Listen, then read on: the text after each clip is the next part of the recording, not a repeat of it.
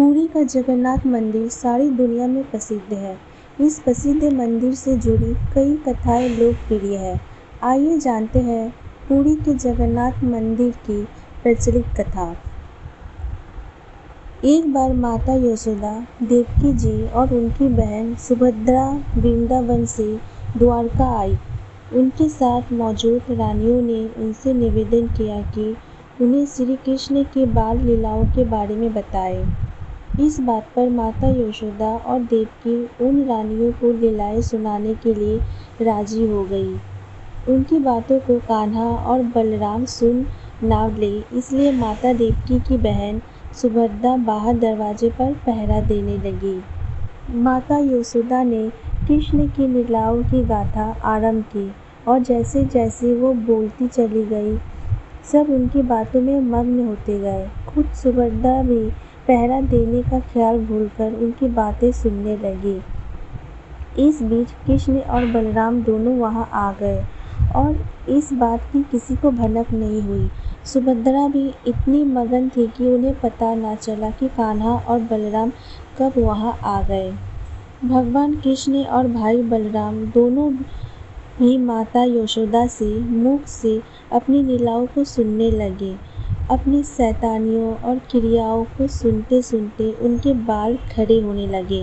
आश्चर्य की वजह से आंखें बड़ी हो गई और मुंह खुला रह गया। वहीं खुद सुभद्रा भी इतनी मंत्रमुग्ध हो गई कि प्रेम भाव में पिघलने लगी। यही कारण है कि जगन्नाथ मंदिर में उनका कद सबसे छोटा है। सभी कृष्ण जी लीलाओं को सुन रहे थे। इस बीच यहाँ नारद मुनि आ गए।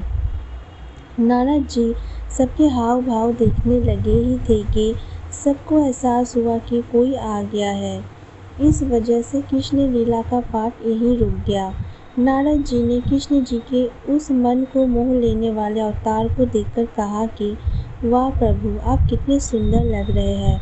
आप इस रूप में अवतार कब लेंगे। उस वक्त कृष्ण जी ने कहा वह कलयुग में ऐसा अवतार लेंगे। वादे के अनुसार कलयुग में श्री कृष्ण ने राजा इंद्रद्युम्न के सपने में आए और उनसे कहा कि वह पुरी के दरिया किनारे एक पेड़ के तने में उनका विग्रह बनवाए और बाद में उसे मंदिर में स्थापित करा दे।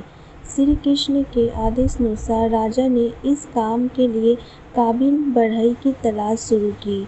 कुछ दिनों में एक बूढ़ा ब्राह्मण उन्हें मिला और इस विग्रह को बनाने की इच्छा जाहिर की। लेकिन इस ब्राह्मण ने राजा के सामने एक शर्त रखी कि वह इस विग्रह को बंद कमरे में ही बनवाएगा और उसके काम करते समय कोई भी कमरे का दरवाज़ा नहीं खोलेगा, नहीं तो वह काम अधूरा छोड़कर ही चला जाएगा। शुरुआत में काम की आवाज़ आई, लेकिन कुछ दिनों बाद उस कमरे से आवाज़ आना बंद हो गई। राजा सोच में पड़ गया कि वह दरवाज़ा खोलकर एक बार देखे या नहीं, कहीं उस बूढ़े ब्राह्मण को कुछ हो तो नहीं गया। इस चिंता में राजा ने एक दिन उस कमरे का दरवाज़ा खोल दिया। दरवाज़ा खुलते ही उसे सामने अधूरा विग्रह मिला और ब्राह्मण गायब था। तब उसे एहसास हुआ कि ब्राह्मण और कोई नहीं बल्कि खुद विश्वकर्मा थे। सबके खिलाफ जाकर दरवाज़ा खोलने से वह चले गए। उस वक्त नारद मुनि पधारे और उन्होंने राजा से कहा कि जिस प्रकार भगवान ने सपने में आकर इस विग्रह को बनाने की बात कही, ठीक उसी प्रकार इसे अधूरा रखने के लिए भी द्वार खुलवा लिया। राजा ने उस अधूरी मूर्ति को ही मंदिर में स्थापित करवा दिया। यही कारण है कि जगन्नाथपुरी के मंदिर में कोई पत्थर या फिर अन्य धातु की मूर्ति नहीं, बल्कि पेड़ के तने को इस्तेमाल करके बनाई गई मूर्त की पूजा की जाती है। इस मंदिर के गर्भगृह में श्री कृष्ण, सुभद्रा एवं बलभद्र बलराम की मूर्ति विराजमान है। कहा जाता है कि माता सुभद्रा को अपने मायके द्वारिका से बहुत प्रेम था, इसलिए उनकी इस इच्छा को पूर्ण करने के लिए श्री कृष्ण, बलराम और सुभद्रा जी ने अलग रथों में बैठकर द्वारिका का भ्रमण किया था। तब से आज तक पुरी में हर वर्ष रथ यात्रा निकाली जाती है।